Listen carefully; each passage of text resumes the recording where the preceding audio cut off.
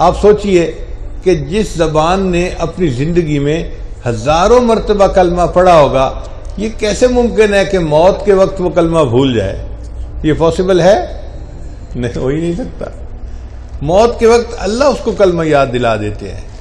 हदीस मुबारक में आता है, मन काना आखिर कलाम ही ला इलाहा इल्लल्लाह दाखिल अल जन्ना। जिस बंदे का आखिरी कलाम दुनिया में ला इलाहा इल्लल्लाह होगा, वो जन्नत में दाखिल कर दिया जाएगा। चुनाचे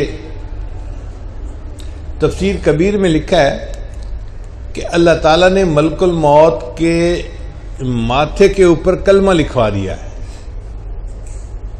दज्जाल के माथे के ऊपर अल्लाह ने काफिर काफारा काफिर लिखवा दिया कि मोमिन उसको देखे तो फौरन पहचान ले कि ये दज्जाल है, ये काफिर है। और अल्लाह ने मलकुल मौत के माथे के ऊपर कलमा लिखवा दिया। क्यों? कि जब मलकुल मौत किसी भी मोमिन की रूह को कब्ज करने के लिए जाए और मोमिन मलकुल मौत को देखे तो उसके माथे को देख के, कलमा लिखा देख के उसको खुद ब खुद कलमा याद आ जाए और वो कलमा पढ़ के ईमान की सलामती के साथ दुनिया से रुखसत हो जाए।